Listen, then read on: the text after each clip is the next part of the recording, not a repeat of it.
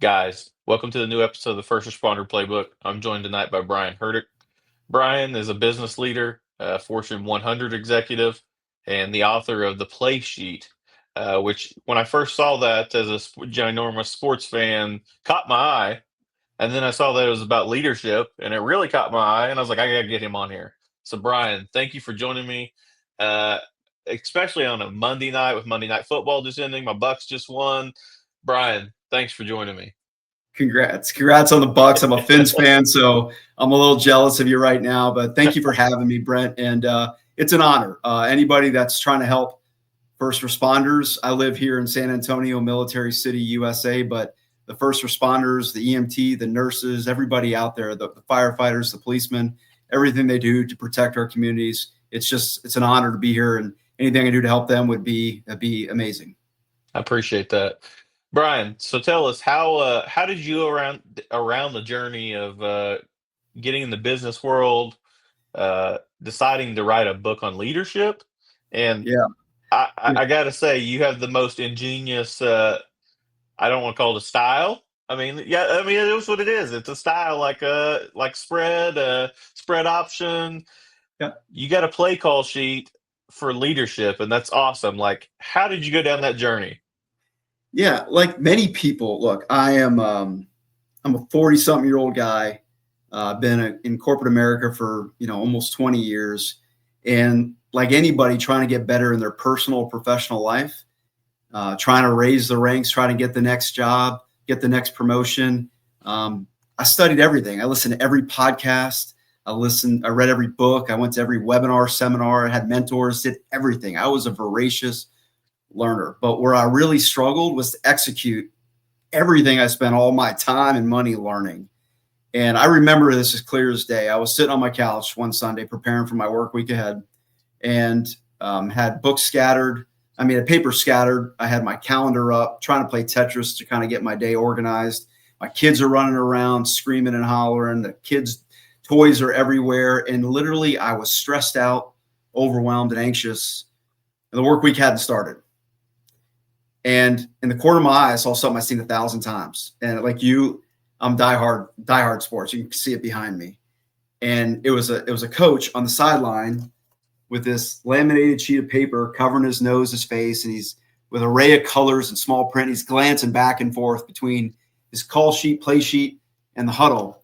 And it hit me like a ton of bricks that Sunday that every single coach at every level has a call sheet, has a play sheet. And I said to myself, why don't I have one of those? And so immediately that afternoon, I went to my home office and started just use a spreadsheet and Word document and started putting plays that I was learning, that I was trying to execute, whether it was time management or strategic thinking or executive presence or whatever corporate jargon thing I was trying to get better at. And the play sheet actually helped me organize, recall, and apply what I spent so much time learning.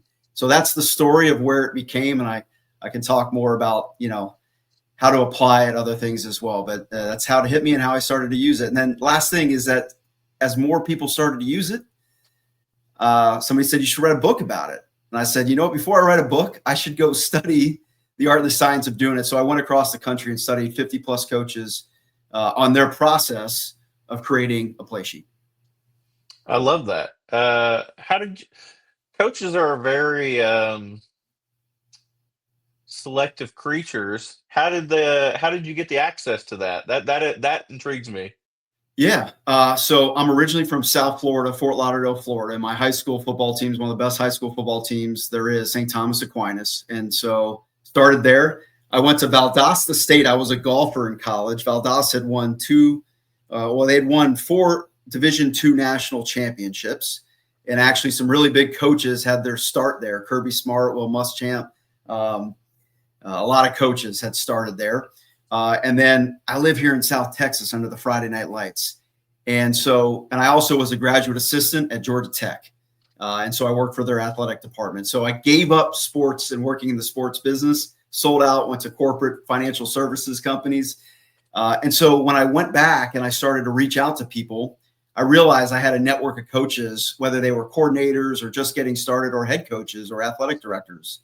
And so I started reaching out to them. But really where the most came from is that some of those coaches referred me to 2 conferences. One was the Texas High School Coaches Association Conference. By the way, every coach comes to Texas for the Texas high school players. So, and nobody was there. I would walk up to coaches like Lincoln Riley and talk to them, Jimbo Fisher. Nobody was there. And then also the American Football Coaches Association Conference. And both those conferences I owe a lot to. They really introduced me to a lot of people, made the connections. And you know what? Coaches like to help people. And when I told them the story that I wanted to teach people to use a play sheet like they use it every day, it really hit them and resonated with them. And they're like, sure, just watch what we do. Here's a few tips. Here's a few pointers. And, after 2 years, I really built some great relationships, some great coaches. I love that. Georgia Tech. When were you there at Georgia Tech? In the 90s? I did my master's there in 2008 to 2010 under Paul Johnson, was the head coach of triple option. Yep. And Dan Radakovich was the AD I worked for. And actually some of his pedigree of leaders, actually one of the guys that endorsed my book is Graham Neff. And we worked at Graduate Assistants, and he's now the athletic director at Clemson. And so, yeah, I mean, those were types of connections that I had, and very blessed and fortunate for the time and the advice that a lot of those people in sports and leaders in sports gave me. That's awesome. I love that. I downloaded the template off your website, and I kind of want to touch on this. And so you got it broken down into categories. You got it wrote out as skills, plays, and different sections. Yeah. Kind of talk about how you got that laid out, and also just for my general knowledge, are these programmable for, say, just like even like different meetings and stuff that where you'll have a play sheet for, hey, I've got my mid-level managers coming in, or Yeah. hey, this is my C-suite people. Do you break those down into that, or how do you do that? It's evolved, but the answer is yes. But let me tell you a little bit more on how I do it, or how you can apply it in different ways. What I'll say, though, is when I went to study the play sheet, I didn't know what I learned was that I learned 4 consistent things that every coach does. They build culture or an ethos. They use the word ethos, which is character. You see it all over, and I can talk about that. I think you got to start there. And the reason I say start there is because first responders, or really anybody, there's information overload. That's the problem statement in the book. I go into depth of that. But you have too much information. So it helps you figure out, who am I and who am I going to be? And if you think about a coach, you said earlier, my spread offense, triple option, I'm running RPOs, run first defense, right? What am I going to be? That helps you filter down. Then it's the playbook, which is kind of what your podcast is all about. A lot of people, as they go learn a lot of things, or go to class or study or get their degrees to be a first responder, right? Where's all that information go? It's everywhere. It's highlighted books. It's bookmarked podcasts, right? It's all these different places. Nobody puts it in one place, and that's the playbook. So you centralize it and organize it. I use OneNote, super simple, right? Put it all in one place. And then guess what? The play sheet, what makes it different than a playbook is the coach changes their play sheet every week, right? Based on the opponent or the situation at hand, you're going to change up your play sheet. And so that's what made it really compelling of why the play sheet was such a cool tool, right? So the question you should ask yourself is, what are you facing? And you can apply this in many different ways. Okay. First, as an individual. Okay. Maybe you're trying to get better at a certain skill or 2 or 3 skills. All the great content on that, right? I said earlier, maybe it's parenting. I have a parenting play sheet. I have a 6 and an 8-year-old. I've been listening to every parenting podcast, and I take all the parenting plays, and my kids are 6 and 8, boy and girl. They have sibling rivalries right now.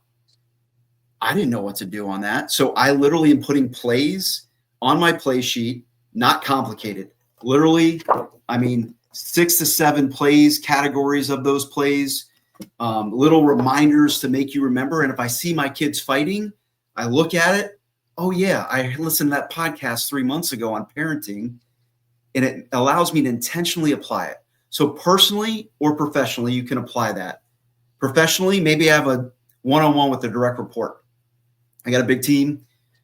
I got to have a tough conversation. I'm extroverted. I talk a lot. My direct report's shy, introverted.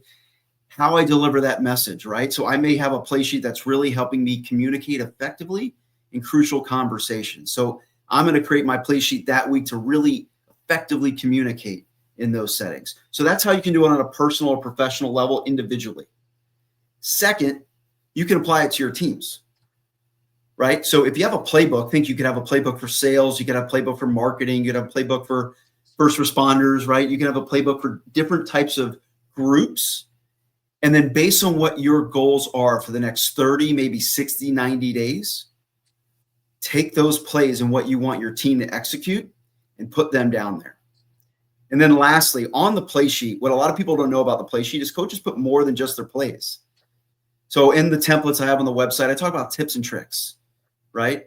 Coaches put names of players or names of the refs to butter them up so they can talk to them and try to get them to make the right call. So with professionals and different people, what I help them do is categories of plays, quick reminders of things you really want to focus on. In sales, it's been really, really powerful, like the names of the customers, maybe some key stats on there. Maybe it's your direct reports' names and some key facts about their family. And then on the back, people put their scorecard, like what are their key metrics that they're trying to accomplish. So you put all that on one laminated sheet of paper, and all you do is use it.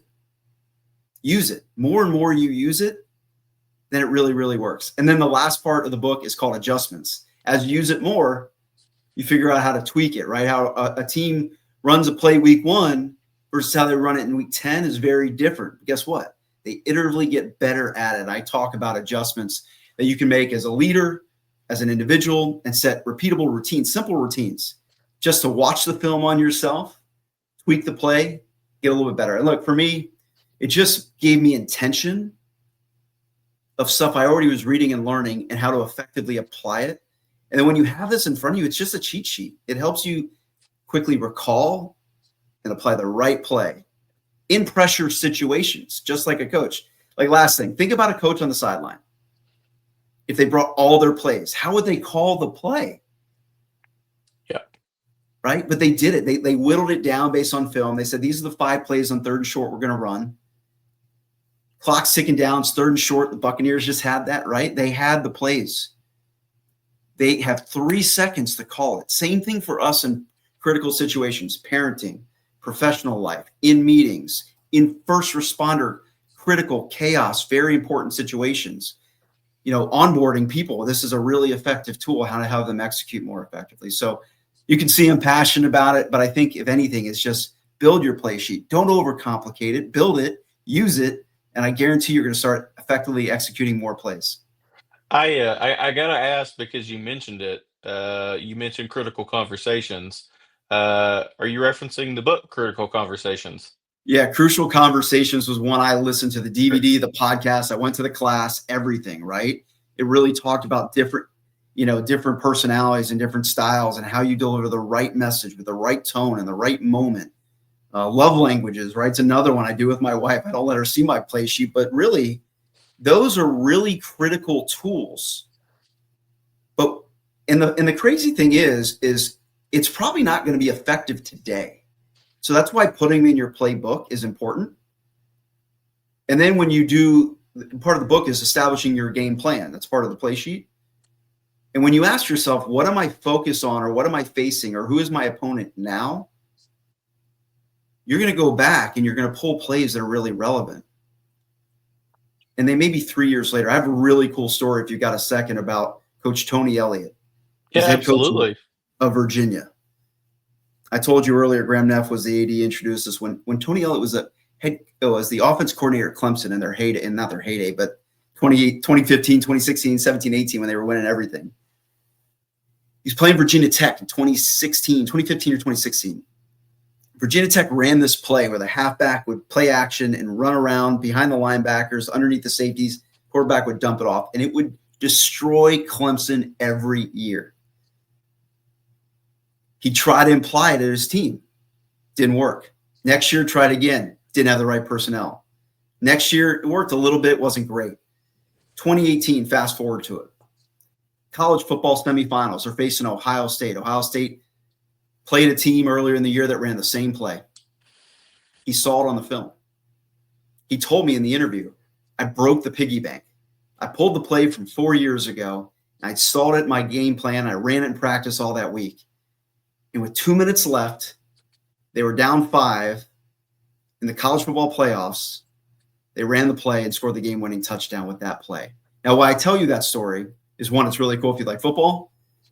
But two, it was a play that wasn't relevant today.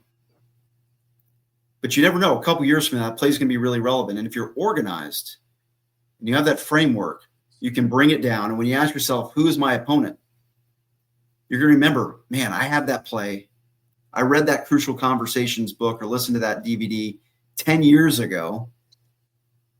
You know, and honestly, I've had to let people go in my job. You have to have that conversation. How you do it can be really important. And so using those and running those plays in those critical moments, those moments that matter, is important. And look, no conversation I've ever had is as important as your audience and what they have to execute in those critical, high pressure moments. I actually just started that book. It's a part of my doctoral coaching program, and I'm really enjoying it so far. I actually ordered the hard copy of it because they're all digital books, and it's not for me. I'm still a little bit old school on that. I love having the hard copy of the book, but I enjoyed it so much so far that ordered the hard copies because I want to truly take what it's saying in. And I agree with you wholeheartedly. Especially once you get into a leadership role in the first responder world, you're gonna have to have some tough conversations, whether they're not, performing up to your expectations, or they're doing stuff they shouldn't be doing, or whatever the case may be. You have to address them before those things get out of control. And look, the problem sorry, go ahead. Keep going, Brent. No. Go ahead. The problem statement here is information overload. And I did a big study. There's some great research out there on this. There's a full, ton of doctoral studies on this as well, on cognitive load, right? And as you get more information, as you grow in your career, like people that you're saying that go from individual contributor manager, as that happened to me, you have more emails, more meetings, more responsibilities. You have kids, right? You have more balance in your budget financially. You just have more. And it's overwhelming. And at a certain point, as you have more information, your decision-making goes boom. And it's weird. I thought, and I was making better decisions at a younger age in a younger status of my career than when I got into the first couple years of managerial roles, because I couldn't process the information. I didn't have time to manage the information. I wasn't filtering the right information in and out. Set my ethos. What am I going to be good at? Organize it in my playbook, get it there, ask myself the game plan. And like you, when you're having that, like, that's such a great book.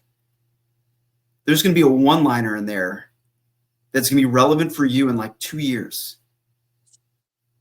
But you're not going to know where the heck it is in 2 years. And that's what Tony Elliott would do. That's what every coach does. And there's a reason every single coach, they all do the same thing. It's not rocket science. It's not a crazy engineered process. It's fundamental. Like, watch film, build a playbook, build a culture, build a playbook, watch film. How are we going to beat the other team? What are our strengths? What are their weaknesses? Pick 20, 30 plays, put them on a laminated sheet of paper, execute the play, and over time, iteratively make adjustments so you get better at running that play. Because when you run that play and you have that critical conversation with the report the first time you do it, and you're like, I could have done that so much better. Yep. Well, and you got to think, especially keep tying it into sports references, but like, how many coaches have went into their first head coaching role, or you move up into your mid management role, or I move up into a corporal or sergeant's role, and you get in there and you keep doing what you've always been doing, which is just your regular job, and you don't lead, either because no one trained you, they didn't show you what you need to be doing, and you fail. But the cool thing I like about the play sheet, is that when you fail, you can learn what you did wrong but you can also start adding in there things to fix, tips Yep. to correct those behaviors, and it makes you better. How many coaches have failed at their first stop? Tons.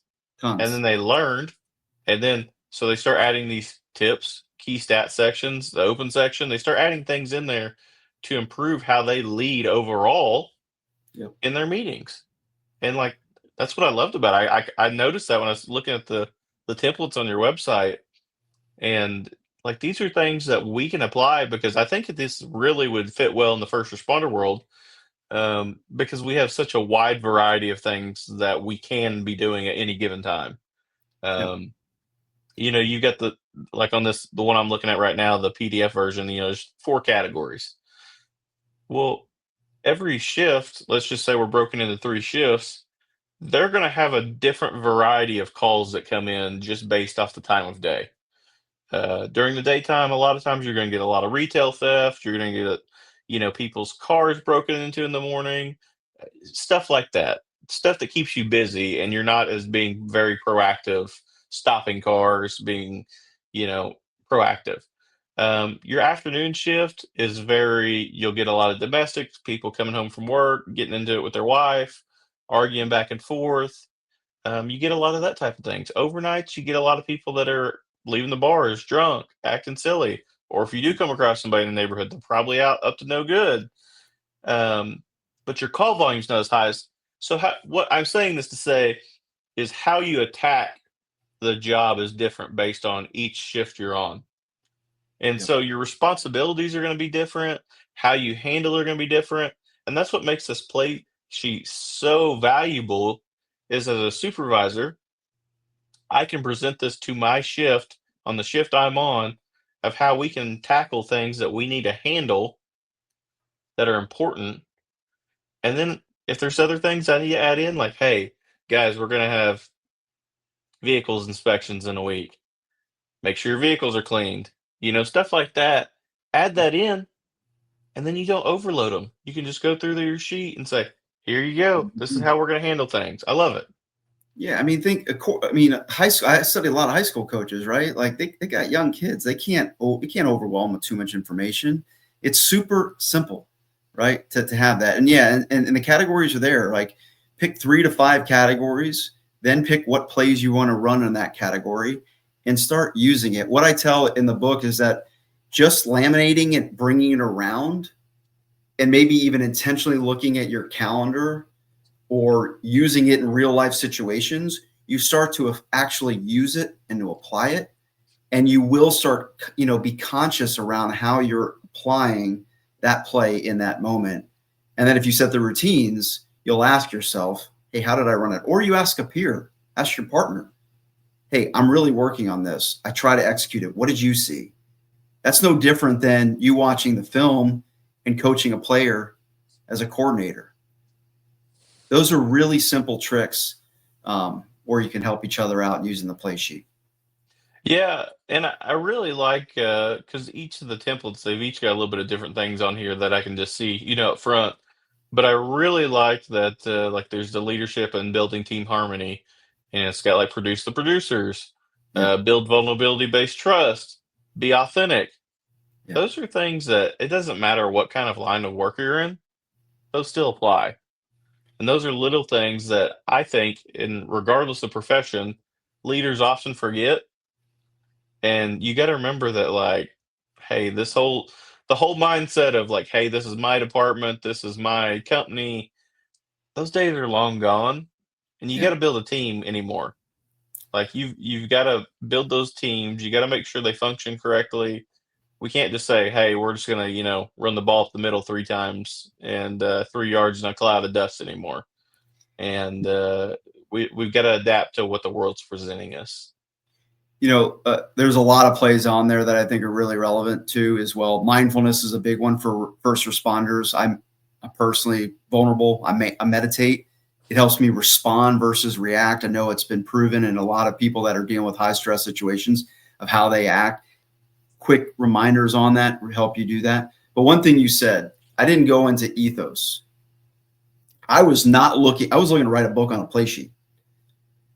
And every single coach I talked to said, hold up. we'll talk to you about our character, our culture. And I went to St. Thomas Aquinas in South Florida. They have the standard. It's St. Thomas Aquinas, STANDARD standard. And Coach Roger Harry down there has you go, we go. He's won 9 out of the last 11 state championships in Florida, 6 in a row. Wow. If you go watch him, go watch his team, there's YouTube videos out there. Now they get a lot of big players and they recruit a lot of former NFL players, but I mean, he has coached dozens of NFL players in the last 10 years. And it's just the culture. Another guy here locally, 20 plus years as a high school coach, and then went and became the coach of the University of Texas San Antonio Roadrunners. His name's Coach Jeff Traylor. He built the triangle of toughness. He put his core values on there. He said, we're going to be tough. We're going to be physically and mentally strong. We're going to run the ball first. He used the 210 in the triangle, like from a branding perspective, which is the area code of San Antonio. Got all the people involved so they would donate money, right? Like, let's make this our team. He would recognize the players. If you were one of the captains, you got the number 1, 2, 1, or 0. But he created the triangle of toughness. I tell you these are character-based strategies. It's the foundation of what they do. And so as a new leader, the question you need to ask yourself is, who are we and who do we want to be? And then you go build your playbook off of that. And then you go run plays off of that playbook. And if you start there, you're going to build a team that's the right team, getting the right people in the right seats. And if you think about those coaches, they use those ethos to hire their staff, to recruit players, what type of offense and defense they run, how they present themselves in the community. Like, you can tell a team that's got a good culture or not, right? In personal, professional, or sports world. Like, it's very clear. So as new leaders in your category of work, begin with the end in mind. Who are you and who do you want to be? Then build your playbook, and then, break it down into your functions. And for you as a leader, like, as you're reading all those books and looking to go from individual contributor to leader, put those plays on your play sheet. And that's what you got. That's one of my play sheets from 2015, 2016, when I was really trying to be a better leader, which was a big shift from being an individual contributor. I had to complete reprogram myself to do that. Yeah, I tell people all the time, the first time I was made a supervisor, I was at a smaller municipal agency, and they stuck 2 of us that were the same rank on the same shift, and we were the only shift that had the same rank on the same shift. All the other ones had a sergeant and a corporal, and we were both corporals. And there was butting heads between me and her quite a bit at the time. But I felt like the agency let us down because they didn't really give us any supervisor training to do anything other than just, figure it out on our own. And I don't talk bad about that place. I loved my time there. But when I became the same rank at a bigger agency, I went and sought out extra training on my own because I knew that I failed the first time. Yeah. And I wanted to improve myself. It's just like in sports. Hey, this wasn't working for a while. Let's try something different. And I felt my second time around as being a leader went a lot better because I knew what didn't work the first time. And it's just one of those things we have to be willing to admit that, hey, sometimes things don't work. Let's switch it up. Let's change the strategy and let's try something new. And that's all about making adjustments. But for you, I would say the root cause there is that you didn't have onboarding for that role. You didn't have managerial training. I went to some of there's a chasm between being an individual contributor and a manager or leader, more importantly, a leader of people. My favorite quotes is good management without effective leadership is like straightening the deck chairs on the Titanic. But for you, you know what all you needed was a playbook. Yep. When you join a football team, they give you the playbook. The playbook has their policies, their procedures, their workout regimen, their nutrition regimen, their plays, the directory and the staff and the contact information for everybody, like where to be at 2:00 on a Saturday. Like, it has all that information in there. And you see players join a team, especially now in college football, they're like adapting like that. They absorb the playbook, and then there's just bite-sized chunks in their play sheet every week. So for you, once again, what your leadership could have done is actually had a playbook.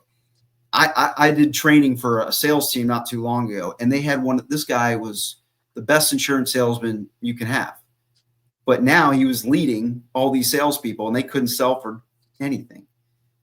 He had 30 years of all of it up here. He had never once put it on paper, so he could go and sell all day, but he couldn't train one person. So getting him to get it all in the playbook, right? That was like everything. Get it all out of his head.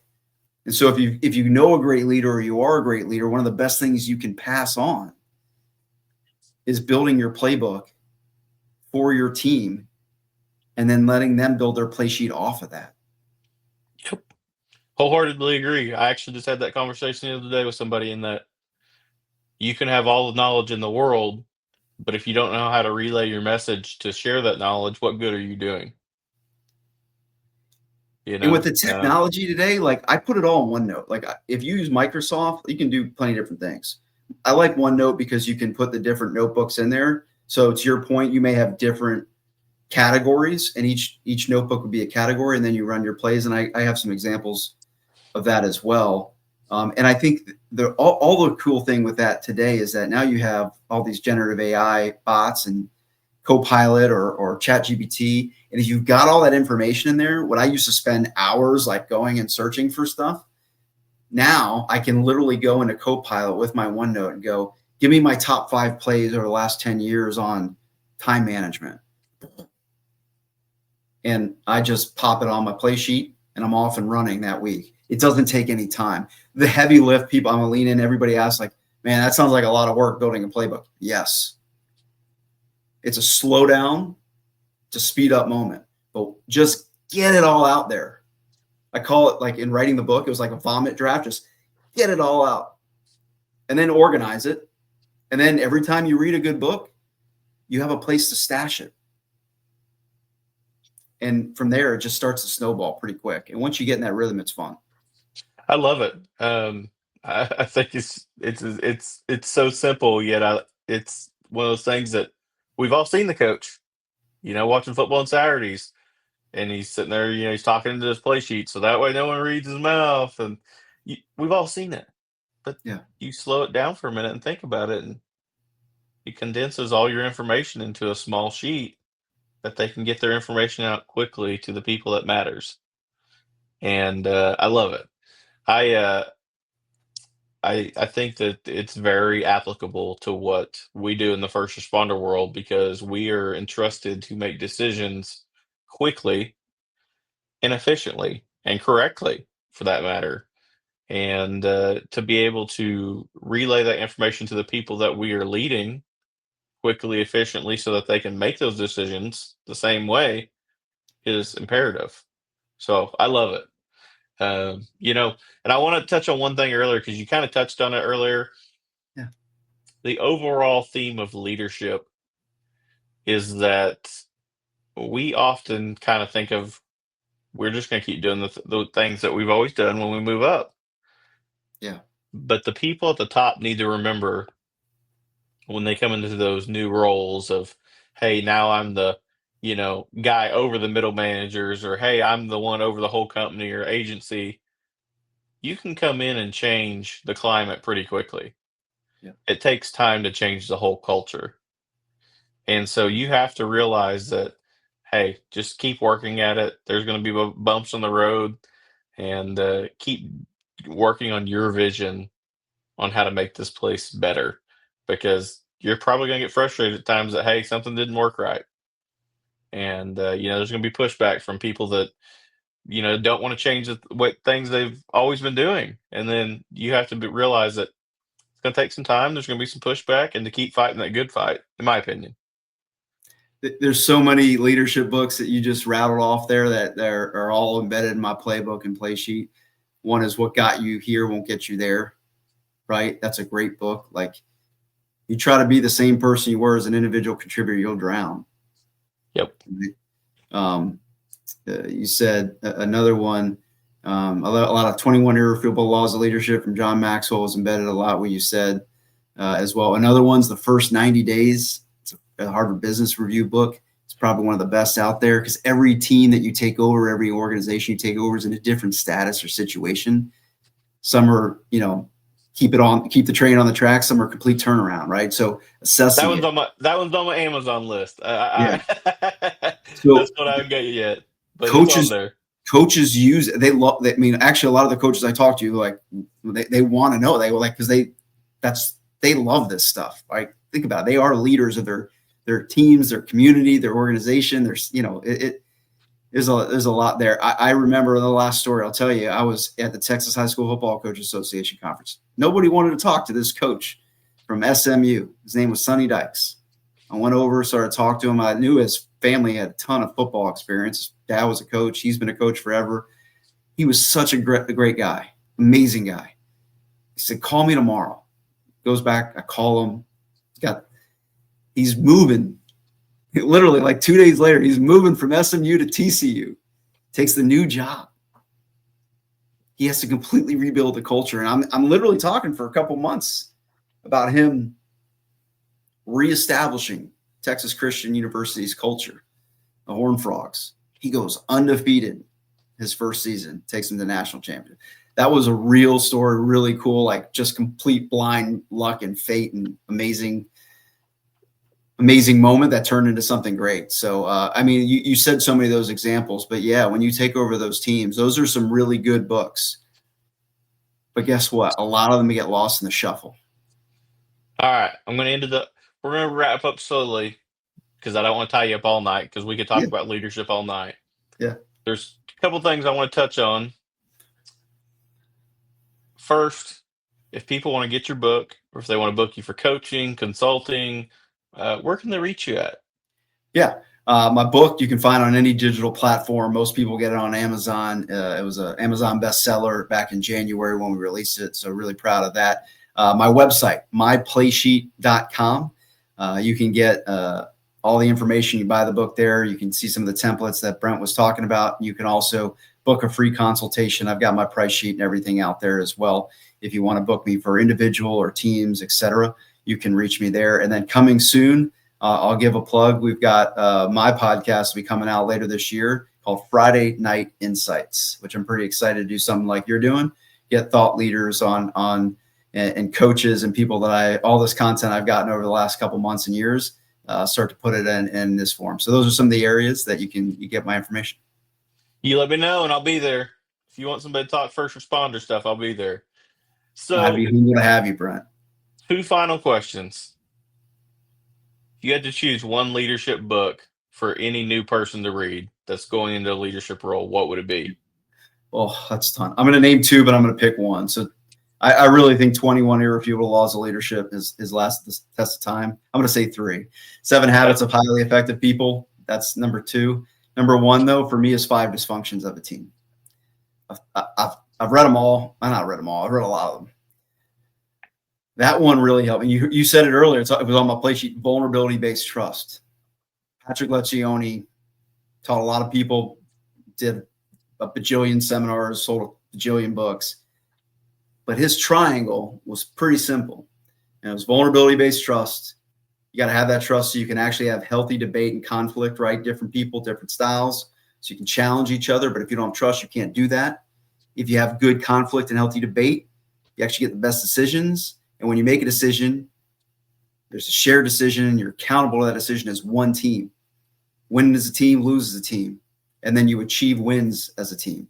That triangle is critical, in my opinion, of how to build a great team. And so I always tell people that's the number 1 book. As a leader is 5 Dysfunctions of a Team. It tells you what not to do in some great storytelling and then shows you what to do. I love that. All right. So here's the hard-hitting question in the night on. Today was your last day on the earth. What's your one message to make this place a better place than when you started? Man, pay it forward is probably the one for me. I mean, be kind. I tell my kids, I pray for my kids every night, be kind, loving, and caring. I just did it before I got on your podcast. But there's something about paying it forward. There's nothing more fulfilling than to invest and pour your cup into somebody else or give somebody something they need and to see that from them. And I think if we did more of that as a community, as a country, more as a world, we'd be happier as individuals. We'd see other people become happy, and it would just kind of spread from there. So pay it forward, man. Absolutely. Love it. Brian, you're always welcome back on here. You let me know when you're ready to come back and we'll dive deeper into this. Thanks for joining me tonight. Thanks, Brent. Appreciate you having me, man.